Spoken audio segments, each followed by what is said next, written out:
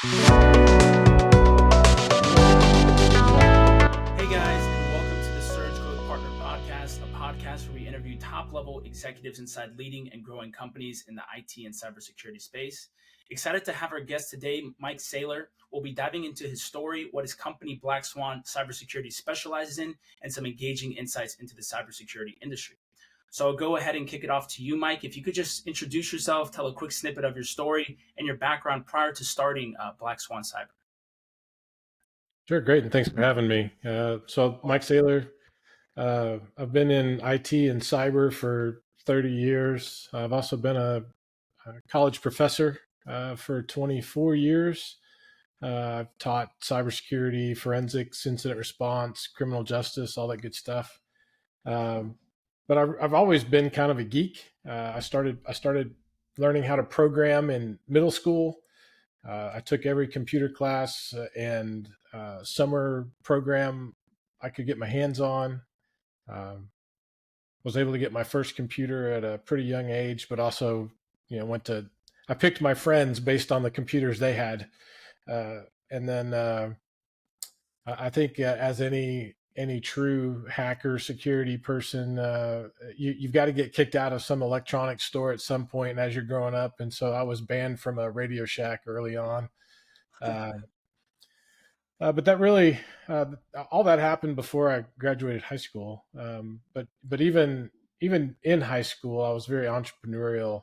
Started several companies, landscaping, computer, keyboard cleaning, whatever you could think of. I was always looking for a way to help, but also kind of that business sense, which I think I got from my parents. They were very entrepreneurial and um, had leadership roles in organizations, and so that was um, uh, a good learning experience for me. And then right out of high school, I had an opportunity to do some contract work for the government, doing some intelligence stuff, which kind of kickstarted my passion for the cool part of technology and cyber, the cloak and dagger, the sexy stuff. um, and and even though that was kind of few and far between in my career, it was always a driver. It was always something you aspired to have the opportunity to do again. um, and so that type of work helped fund my college career. So I was able to do other things. Had a football scholarship to a school in Kansas, which, by the way, did not have a very good computer program. So I ended up majoring in archaeology first um, while I was playing football there, and then I came back to Texas and I went to a community college where my mother was a professor, and they did not have a computer course either. Um, so I majored in my other passion, which is rocks. So there's geology, but I ended up getting a degree in math from that school. Then into under a state school, University of Texas at Arlington, had um, an information systems program, and I went on to get that degree. But all the while, also starting another company, my first true computer company, doing training for the brand new Office, Microsoft Office product that no one really knew how to use, doing spreadsheets and PowerPoints and all that good stuff, while also again cleaning keyboards and doing the stuff nobody else wants to do. And I've kind of had my own company ever since then. There's 6 different computer companies, including 2 truly cyber companies, um, with a sprinkling of corporate experience there. I worked for Price Waterhouse as a director of threat and vulnerability management. I was a national director with other consulting companies building cyber and IT audit, IT risk. I was an auditor for a while for Citigroup and a large telecom. But in almost every role that I had, I always drove emphasis to cybersecurity and the need to improve, whether their controls or their people, their training or capabilities. And in some of those cases, actually was chartered to build that organization's first true cyber team. Um, and then also quite a bit of a passion, continuing passion for law enforcement. Starting in 1999, I was working with law enforcement, chasing cyber bad guys, hackers. In 2004, I was recruited by the FBI's cyber team. Um, Ended up not becoming an agent with them, but have continued to work with them on cyber issues, counterterrorism stuff ever since. And I also helped build the North Texas chapter of the FBI's InfraGard program, which I've been a member of now for about 24 years, including some leadership roles like sector chief and president of the chapter, that kind of thing. Which then obviously led to having to, the Secret Service and the FBI compete quite a bit. So they obviously wanted me to help them. So there's an electronic crimes task force in North Texas, which I also am an active member of on the Secret Service side. And then collectively, there's a North Texas Crime Commission made up of all aspects of law enforcement, state, local, federal. And so I'm on their cybercrime committee. And from that, I was then appointed as a fusion liaison officer with the North Texas Fusion Center, which is run by the Collin County Sheriff's Department. And all of those things really truly benefit not only my career advancement and helping me stay in touch with what's going on in the real world, but it's also a value to the people that we help, because all that intelligence comes in as, what's evolving as threats and what are the current threats and how do we identify and address this stuff. And so because of my involvement in all those organizations, we're able to use those to educate and inform our clients and people in the community to try and get ahead of what the bad guys are doing. Along the way, and because of my involvement with law enforcement, I decided to get a graduate degree in criminal justice. Um, and the idea there was not just becoming more familiar with that part of the world I've come to live in, but also so that I could teach it. And so teaching and sharing, collaborating is a passion of mine. So I started teaching in 1999 at the same community college I started out at. But then I've gone on to build the cybersecurity programs at a couple of North Texas colleges and universities. And I currently teach at the University of Texas at San Antonio, cybersecurity and forensics.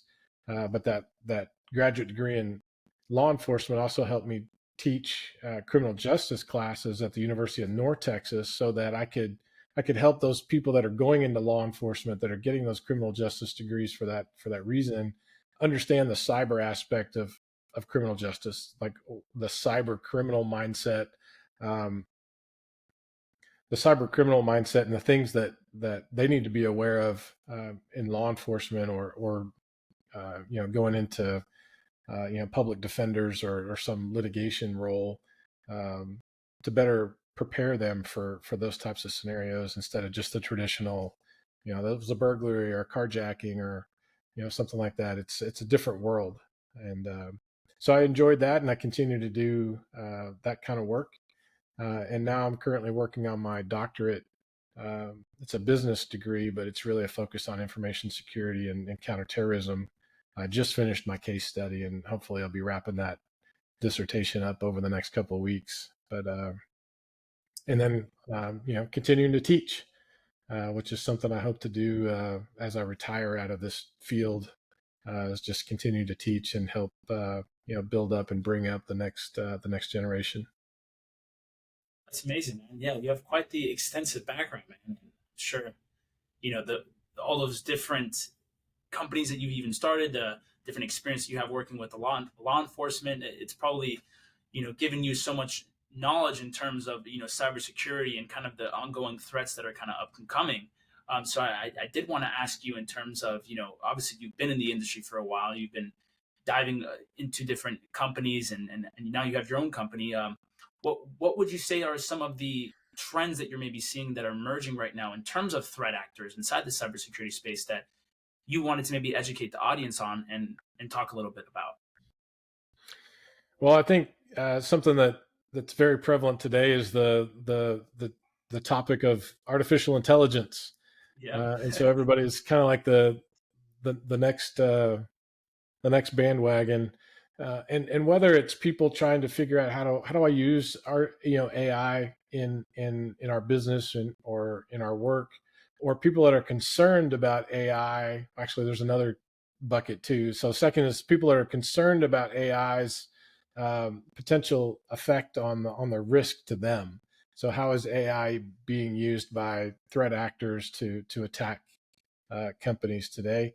And then the last one, the last bucket is something that we're seeing a lot on the service side. Our service, as an example, at Black Swan, where we're monitoring and providing security to clients. They want to know how we are incorporating AI and machine learning into our service so that it can be better at detecting those new threats and staying kind of current with what they think is happening out there with regard to AI and threats. So that's one big thing, the AI bandwagon. But just kind of continuing on that thought, AI is making a difference on both sides. AI is really helping threat actors, one, be more efficient in creating their attacks and collecting information about people and targets. It's helping them become more grammatically correct in a lot of the emails that we Yeah. traditionally would go, well, that obviously isn't how Bob talks, and there's missing grammar here, and he's so they would. So bad grammar used to be a good indicator that you've got a spam or a phishing email, but now AI is helping even people that where English isn't their first language. The email and the grammar looks better, um, but also on the good guys side, on the defensive side, AI is helping better detect those types of threats, but also, given a body of knowledge, a baseline, AI is in machine learning is really quick to go, hey, that's weird, that hasn't happened before, or that's just different. So something to be concerned about or suggest to be more diligent with. But really, on all of the other trends, really there's not much change as far as cyber threats go. AI is really just a force multiplier that's helping facilitate all the other stuff that bad guys have been doing for a while. Looking for vulnerabilities, doing the research, finding out, does this and that work, collecting the information on targets. All that other stuff is really not changed. But what we're going to see, because AI has helped facilitate the more timely and efficient collection of all that data, we're going to see, I think, an uptick in the volume of those different types of attacks that we've been seeing, because bad guys are now able to do more with AI. That automated tool that helps them do all that collection and campaign development and that kind of stuff. Yeah, no, 100%. I agree with you on that. I think that's something that, has been on the rise. And I think even to that point as well, the whole business email compromise, right? In terms of, you know, most of these threat actors, I think, no matter how good your defenses are at the end of the day, I think, what is it, like 90 to 95% of cyber attacks are usually from a phishing email, right? It's all human error at the end of the day. So it's always, uh, the best thing I feel like in almost to combat these things is having that human firewall, right? Making sure that people are, educated not to click on links, not to, send random invoices, So it's definitely the education side is what I feel like is going to be able to combat those at threat actors. But like you said, they're getting so sophisticated now. They're being able to write these emails that it's getting, you're almost like, where is this going to be able to go? How far are they going to be able to kind of take this, right? And that's the scary part. But like to your point as well, we also have AI where we can use it as a defense mechanism as well. So I'm glad you kind of touched on both parts of it. It's not all doom and gloom, right? Right. um, I did kind of want to segue now into, talking a little bit about what you guys are building over there at Black Swan Cyber. And I kind of want you to just have, to tell the audience a little bit about your company and what you guys are doing. Sure. So one of the things that we wanted to do with Black Swan, and it's again, it's not my first cybersecurity company, and I say it's mine, but it's not. It was a group of amazing people that came together to form Black Swan. But traditional cybersecurity companies, particularly managed security service providers, they're just a collector of information that do the analysis and then tell you when something bad happens and then wish you luck. It's kind of like the security guard. The bank's getting robbed, and they go, "Hey, the bank's getting robbed," but they don't really step in and typically try to stop the bank from getting robbed. So they're the security monitor, and that's usually what MSSPs. That's what their roles traditionally are. And in facilitating that role, they have um, a facility called the Security Operations Center. Um, at Black Swan, we kind of evolved not just the concept of the Security Operations Center, but also the services that we provide and the inputs that we have. And so Black Swan in general is a full life cycle cybersecurity company. In other words, if it's cyber, we probably do it. So anywhere from organizations that have no idea what to do about cyber, so we help them build strategy and identify their objectives and what they need to achieve. Help them identify the right resources, people, technology, put the processes in place, and whether they want to build it internally or outsource it or some hybrid. We help them figure that out. Well, then naturally, as a part of that, all right, cyber is mostly incorporated into other standards, like if you accept payment, credit cards, there's PCI. If you have health data, that's HIPAA. If you are a financial institution, that's FDIC or FFIEC or credit union regulations. Or if you're publicly traded, there's Sarbanes-Oxley. There's all these things that have a cyber component. And if you're already unfamiliar or uncomfortable with cyber, then well, how are you possibly going to be able to know what to do with regard to these other things that you've got to comply with? So we help map that. So whether you have it or we help you develop it, well, all right, well, how does that then address these compliance or regulatory requirements? And the next um, the next phase of that is, well, let's document all that. Let's show that you've got the right things in place and that they're effective, so that if you are audited, you've got evidence. You've got your toolbox that says, nope, we're good. We had a third party do this, and this is how we fared. And then we are obviously the liaison, uh, often the liaison between the organization and those regulators. Well, then whether we audit them or someone else does, very often there's some deficiencies that fall out of that exercise that need to be remediated, and we're capable of helping fix that problem. Update that procedure, implement something new, figure out another capability, um, review an architecture to fix a problem. So that remediation piece is often an area that we're asked to help with. All right, so then we've implemented these new things, or this environment's changed, and now we've got to educate uh, our company, our people on that change. And so whether it's that type of training or annual or periodic cyber awareness training or something specific, we're able to develop and deliver training to organizations on just a variety of topics. All right, so then we go into the traditional stuff, the network, vulnerability scans and hacking into organizations, and we even can go a step further with the physical stuff, where we're actually attempting to infiltrate secure facilities or restricted areas within a building, in order to collect what we call trophies. An organization says, I've got these, my treasure chest is in Bob's office in a secure facility that's nobody knows where it is, and can we get there and make it out with the treasure? So we call that a red team exercise, where kind of anything goes. And so we're hacking the network, we're breaking into buildings, we're accessing things we shouldn't, in order to help an organization truly understand the effectiveness of their physical and IT security controls. And then from that, obviously, back to the remediation piece. Um, and then whenever there is a problem, we have an incident response team.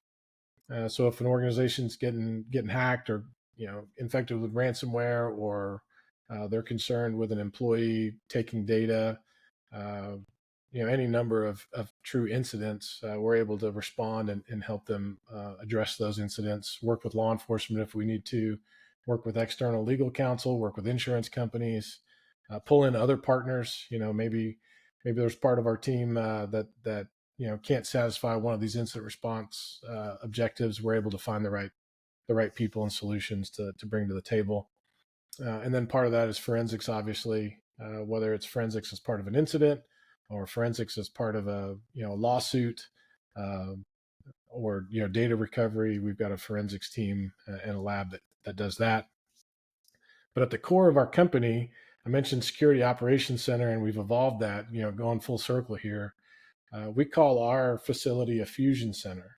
So it's a cyber fusion center, and it's a fusion because we're not just collecting data from our clients to help them understand where weird things are happening or bad things are happening, and then helping them respond to those.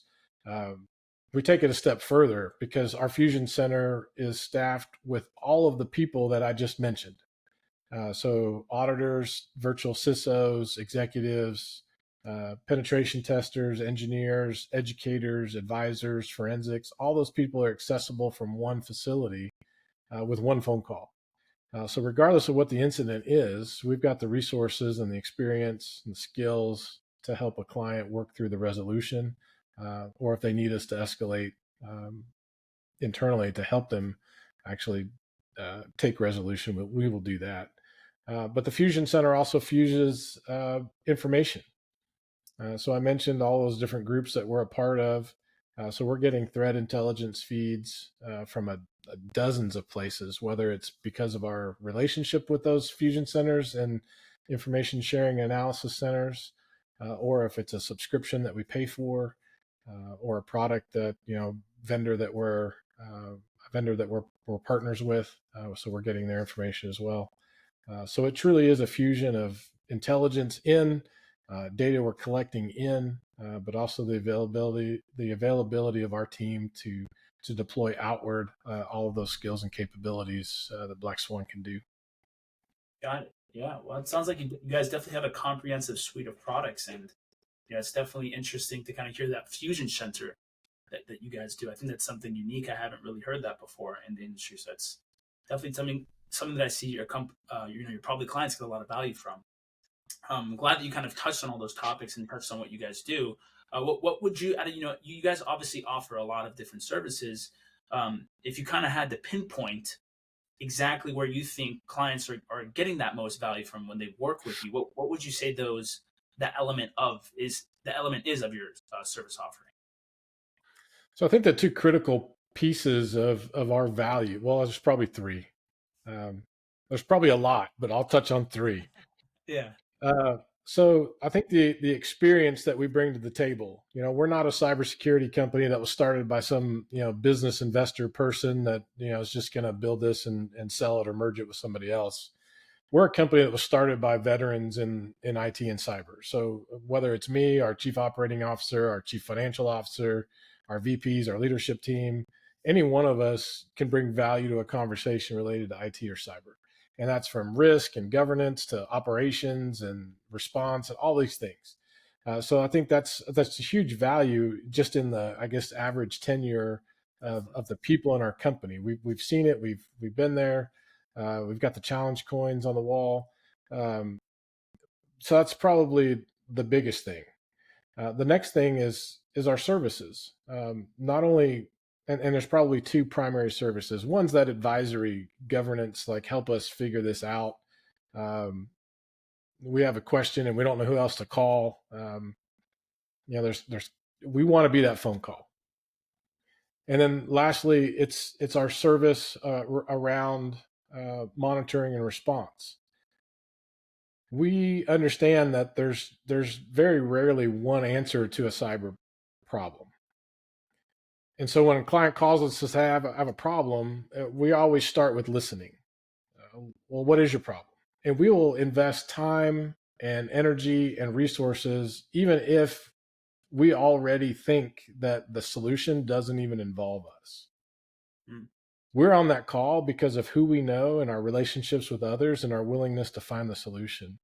And during that call, even if it's not something that we can be successful at, we want to help find the right solution for that client. So we'll start pulling in other people, the right people, until we figure it out. And that'll come back to us, and it usually does at some other point. The client says, "Hey, you help me with that other thing."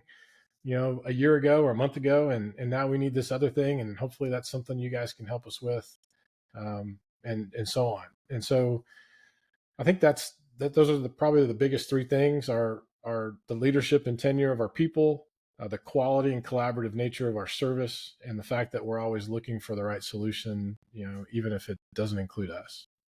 Yeah. And that's so important. I feel like a lot of, businesses forget that when you are working with those experienced people who do have experience in the industry, who have been in the industry, you can have the best tools in the world, right? But if you're not having the right personnel behind them, if you're not having the right team behind them, you're gonna be missing a lot. So I think that that's an important part of what you said, and I love that you kind of referenced that as the number one thing that you guys offer, because I think that experience over everything is what's gonna help you triumph over any type of challenges that a client may face, right? Um, I did kind of want to now segue into picking your brain a little bit as the CEO and as the founder of Black Swan, and kind of wanted to ask you a little bit about what were some of the main challenges that kind of came with and maybe the challenges maybe you're still facing that kind of come with owning and operating a cybersecurity company. I think a company in general, one of your biggest challenges is finding enough business to help you grow. Keeping the lights on is one thing, but if you're always, looking at your watch to determine when you need to turn the lights off, that's a stressful situation. You'd rather just be in a position to know that you can leave the lights on all day long if you need to. So not just growing, but being comfortable with your growth is always stressful. And for us, for me personally, not just Black Swan, but prior organizations, it was very hard for me to find a good sales and marketing um, program, to truly develop my own ability to standardize my brand and my messaging, and help get that out and raise my brand awareness, while also having either my own skill or finding the right person to help me sell. And so what happened for me over the years, and this is probably over the last 15 years or more, is that I tended to rely on partners and their established sales and marketing, and really just help them understand what I do, and then work together to sell it. And whether it's a subcontract agreement or a referral or profit sharing or whatever, that helped me grow. But it was slower than if it was direct sales, because you're not getting the same margin, you're not getting the same brand recognition, and you're having to rely on partners for opportunities and momentum and that kind of thing. um, so that was very difficult and challenging, not just for the current company, but prior companies as well. And then lastly, as an entrepreneur, especially if you're starting your own company, especially from scratch, you've got to at some point feel comfortable relinquishing some of the responsibilities, and start to delegate and trust other people. um, so as an example, I mentioned, maybe starting 15 years ago or more, I was the CEO, but I also did all the accounting, and I did everything on spreadsheets, and invoicing and tracking payables and all that good stuff. um, and it probably wasn't until maybe 7 years ago, that I had someone responsible for that, like a true CFO accounting person. Um, and even having started that long ago, it probably wasn't until 4 or 5 years ago that I felt comfortable not worrying about accounting, Mhm. not worrying about, is the invoicing right, who's paying us, what's our bank balance. I've had to become comfortable relying on and trusting the person in that role to keep me informed, and doing all that stuff right. So it wasn't until, and kind of adding to that, it wasn't until maybe a year ago, a little over a year ago, that we felt comfortable. Black Swan felt comfortable investing in a true marketing communications role, to help us with that brand and that consistent messaging, and that goes a long way, believe it or not. Even if everybody called Mike, uh, and said, "So tell me about Black Swan," they would all get some, maybe partially or customized message from me. It wouldn't be consistent. Maybe the theme is consistent, and some of the keywords would be consistent, but I truly listen to them first and then go, all right, so out of this, potentially a 3 hour long description of how great we are, I can narrow this down to 5 minutes because of what you said. And Yeah. so that those people, having heard one or more different versions of my elevator pitch, would then talk and go, that's not what Mike told me. It sounds similar, but that's not what he said. And so that consistency and message makes it clearer for the consumer and people, especially as far as marketing goes, but it also makes it easier for me to say the same thing. Here's Mike, here's our consistent message. This is what you need to be telling people. And it's something we all agree on, and it's polished and it sounds good. And so that was helpful. Well, then add to that, now we have the right tools and the messaging and the branding. Now we need to look for our own direct salesperson. Let's try to find the right person. And now they've got the tools they need and the people. We've got this marketing person that can help, from a leadership perspective, go, all right, so you're going to go talk to this client, and you want something customized. Let's work together to put some, a presentation or a marketing slick specific to that event, or that meeting. So that's been helpful too. But even in doing so, we still struggled with finding the right salesperson. We went through, I think, three salespeople in the last year and a half or 2 years until we finally found one that we were actually really impressed with, and he's doing well. But prior to this, our current salesperson, our current sales director, prior to him, I kind of swore off salespeople over the last. I think the last one I had was 2011, and just because I'm horrible at understanding what it makes a good salesperson, and how to track their performance and keep them accountable, and what to. I have very high expectations.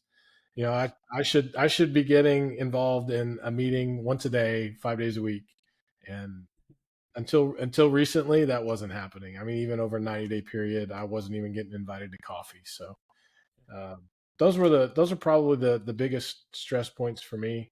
Um, Being an entrepreneur and business leader, especially one that, business leader of a company you co-founded, just the delegation and the trust in the people that you put in your roles, um, finding a way to grow, independent of partners. Partners help you get off the ground, but to truly grow, you've got to start figuring out how to do it on your own.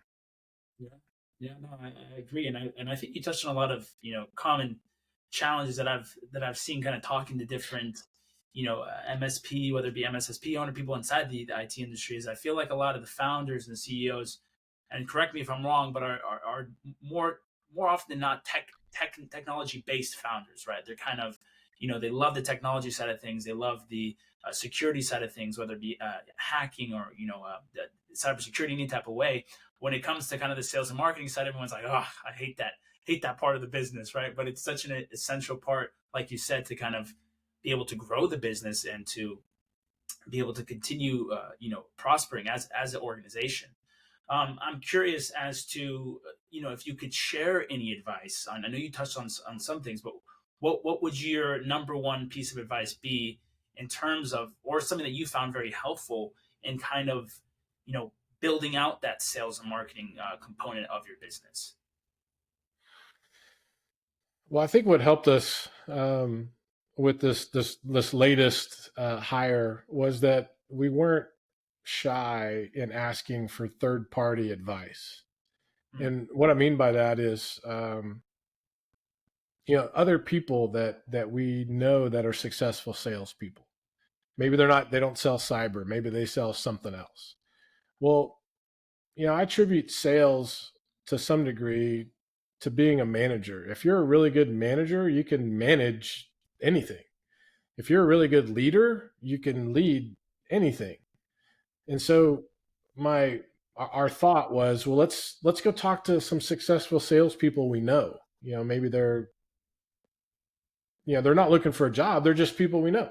And so we said, hey, would you be interested in helping us find the right salespeople? Or do you know any good salespeople that you would say this is a good salesperson? And so we kind of took that route. And in some of our interviews with the candidates, we actually invited these friends of ours to contribute.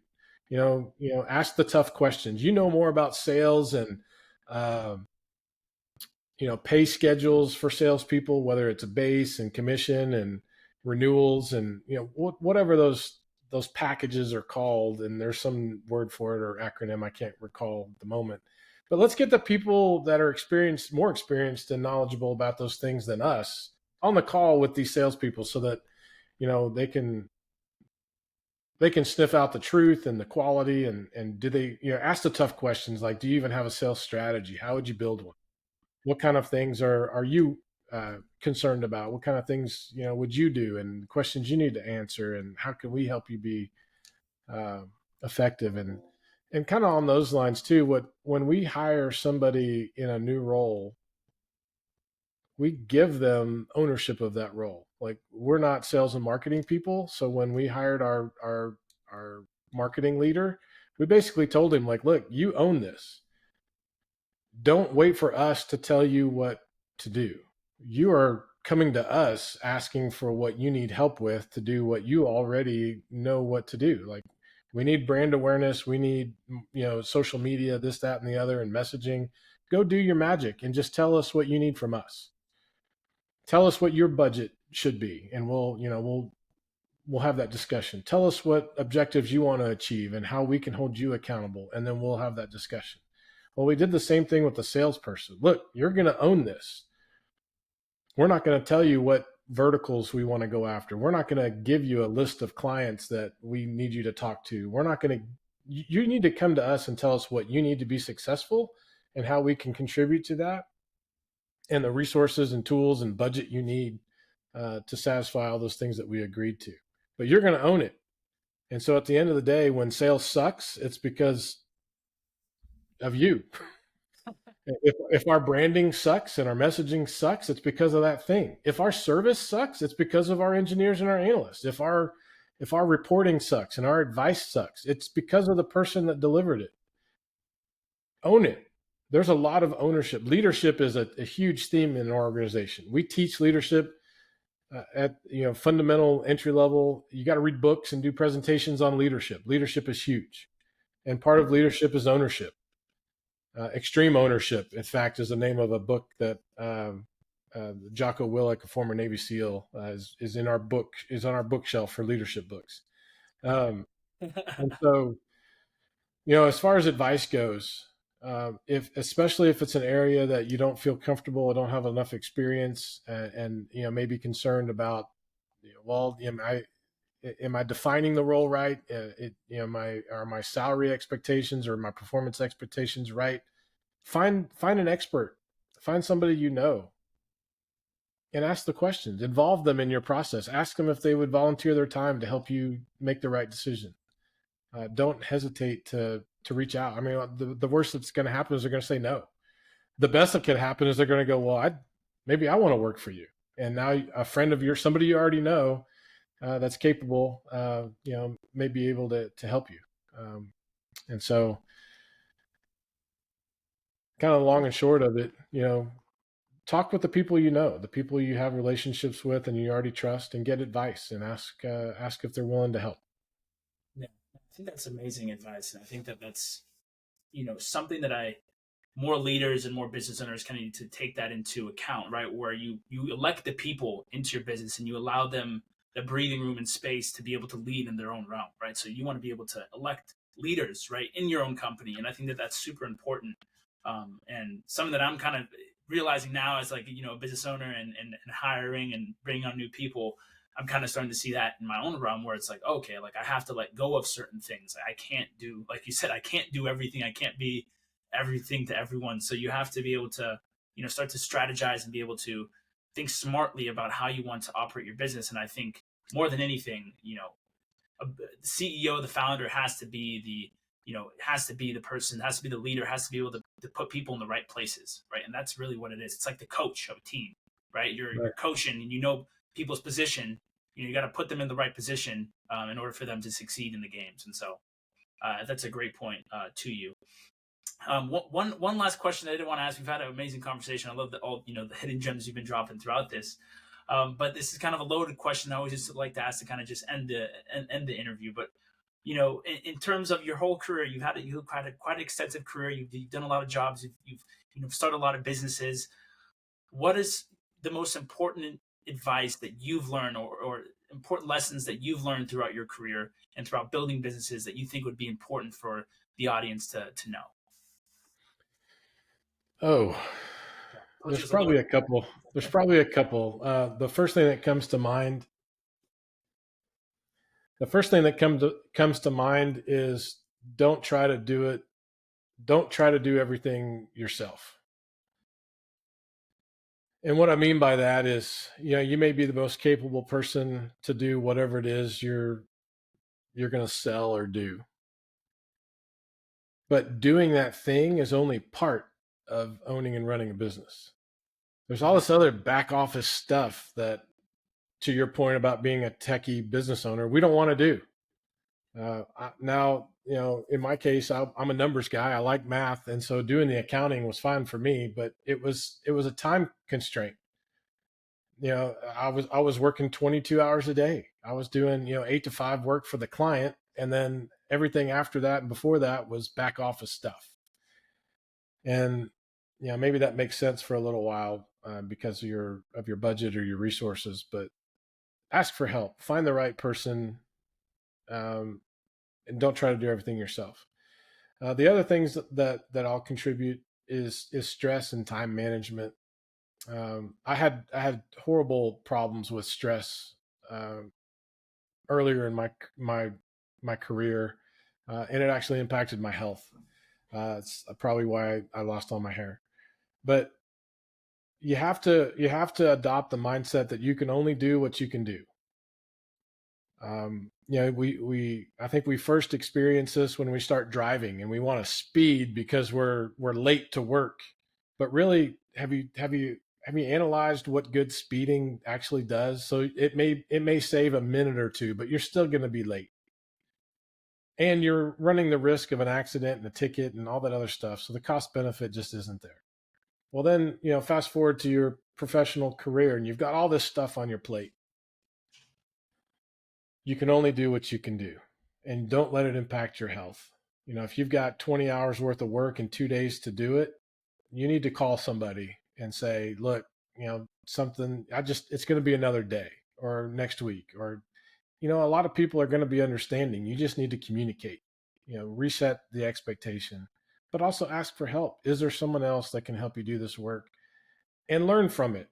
I accepted a bunch of work and I need to get it done in a week and it's going to kill me to do it. Well, learn from that. Maybe it's 3 weeks worth of work. Maybe it's a conversation you need to have up front. Maybe it's work you shouldn't have accepted at all.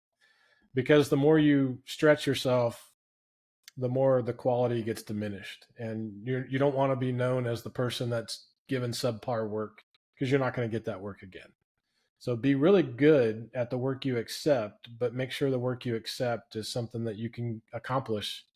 Um, but you can only do what you can do. I don't know. There's another way of saying it, but I I think. think that's a Yeah. better way of saying it. You can only do what you can do.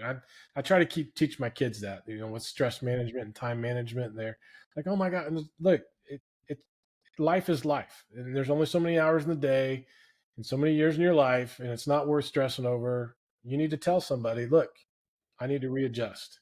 I need to reset expectations, or I can't do it, or whatever the case is. And then probably the last thing that I'll add is leadership is so important.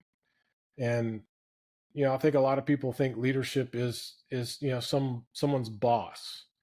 But there's a couple of good books, and one of them is called The 360-Degree Leader, which teaches you how to be a leader regardless of what your role is. You could be a janitor and be a leader. You could be the lowest person on the totem pole and be a leader. A leader is not a position. A leader is a personality. A leader is action. A leader is initiative. A leader is all these things that just make you a more effective person. And an effective leader is the most valuable leader on any team in any organization. And if you can learn to be an effective leader, you become invaluable not only as a person in your personal life and your family, but if you're going to start a business, you really need to learn how to be a good leader. Yeah. I mean, that's phenomenal advice, man. I think it's so funny because that you even bring that up, because I was thinking about the second thing that you brought up was kind of, you can only control what you can control. That's kind of what I always say. You can only, I think you said, you can only do what you can do. It's just very similar aspects. It's because, as I think perfectionists, or as business owners, as people who are, want to do a good job and they want to do everything right. They want to put everything, at least I am. I'm always like, I want to do a good job. I want to do the perfect job I can, but you also have to have that realization where it's like, I'm human, right? It's like, I can only do so much. I can only put so many hours into this. But I think that it should also kind of give you a peace of mind as well, right? Because it's Right. like, if I do put everything that I can into this and I do all the things that I can, what else am I able to do? Right. Hmm. And you start to realize, like, well, there's not really much else I'm able to do. So even if this thing blows up in my face or whatever goes wrong in this instance, I know, and I kind of have the security of myself where I'm saying, hey, like, I did everything I could do, right? Like, it's Right. often, I don't know if you've ever like watched like UFC, or you are into like fighters at all, but Khabib talks about this a lot, right? He says, he tells his fighters right before they go to fight that he says, listen, I don't care what happens in the cage, because you already controlled what you controlled in terms of the buildup. You did everything possible that you could in terms of your regimen, training, working hard. Whatever happens in the end result, it doesn't matter, because you did everything. You controlled what you can control, right? And so Yep. I think that that's kind of a mantra that I've taken on the business, and such a great point that I think a lot of people need if they're going to run a business, because there's that stress management that comes with it. And yeah, so great point. Great interview, man. You've done a phenomenal job. And, I'm glad that people got to hear a little bit about what you guys do at Black Swan Cyber. The last thing I kind of wanted to maybe touch on was, if people want to do contact you, or they do want to work with your company, what are some good links for them to go ahead and reach out through? Sure. So Black Swan cybersecurity.com is the website. 855 BLK Swan is our phone number. But you can reach me at msaylor, Saylor, at blackswancybersecurity.com. Perfect. And I'll include both of those in the description so they can reach out to you if needed. But thanks again, Mike. You did a phenomenal job. And if you guys didn't make it all the way to the end, we do appreciate you. Make sure to like, comment, and subscribe for more related content. And we hope you guys have a great rest of your day. Ciao. Okay. Thank you.